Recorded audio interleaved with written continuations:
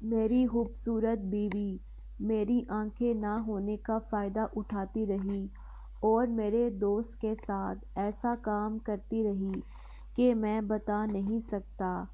ایک دن میری آنکھ کھلی ان دونوں کی آوازوں سے، میرے پیروں کے نیچے سے زمین نکل گئی۔ میرا نام اویس ہے، میں پیدائشی طور پہ اندھا ہوں اور اس معذوری کی وجہ سے میں نے زندگی میں بہت مشکلات اٹھائی ہیں، لیکن میں نے ہار نہ مانی اور زندگی میں آگے بڑھتا رہا۔ میرا تعلق ایک امیر گھر سے ہے، اس لیے میرے پاس زندگی کی تمام آسائشیں موجود ہیں سوائے آنکھوں کے۔ 1 سال پہلے میری شادی شازیہ نام کی ایک لڑکی سے ہوئی۔ یوں تو سب کو لگتا تھا کہ ایک اندھے انسان کو اپنی بیٹی کون دے گا، لیکن شازیہ کے گھر والوں نے میری آنکھوں کی جگہ میری دولت کو دیکھا اور ہماری شادی ہو گئی۔ شادی کے بعد شازیہ نے میرا بہت خیال رکھا اور جلد ہی مجھے اس سے بہت عشق ہو گیا۔ میں بھی اس خوش فہمی میں رہا کہ شازیہ بھی مجھ سے محبت کرنے لگی ہے، لیکن ایک دن میں نے اپنے کانوں سے سب کچھ سن لیا۔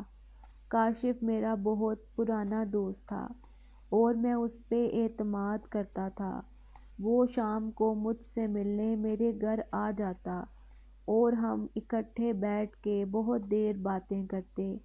شازیہ کاشف کے آ جانے پہ کبھی کھانا بناتی اور کبھی چائے لے کر آتی اور ہم ساتھ ہی بیٹھ جاتے۔ اگر میری آنکھیں ہوتیں تو شاید یہ حقیقت میں بہت پہلے جان لیتا کہ میرے سامنے کاشف اور شازیہ میں کیا چلتا رہا۔ میں شازیہ کو ایک اچھی بیوی سمجھتا تھا اور کاشف کو مخلص دوست سمجھتا تھا۔ میں نے اکثر محسوس کیا کہ جس دن کاشف ہمارے گھر آتا، میں جیسے ہی چائے پیتا مجھے نیند آ جاتی اور میں سو جاتا تھا۔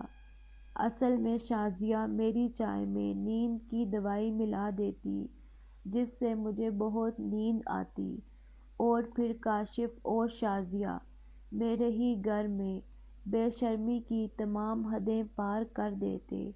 ایک دن میں چائے پی رہا تھا، میں نے بہانے سے چائے گرا دی، لیکن شازیہ کو پتہ نہ چلنے دیا اور پھر سونے کا ناٹک کیا۔ جیسے ہی میں بستر میں جا کے سویا، مجھے شازیہ اور کاشف کے دوسرے کمرے میں جانے کی آہٹ محسوس ہوئی۔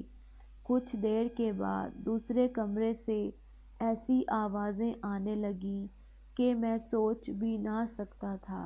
نہ جانے میری آنکھیں نہ ہونے کا فائدہ یہ دونوں کب سے اٹھا رہے تھے۔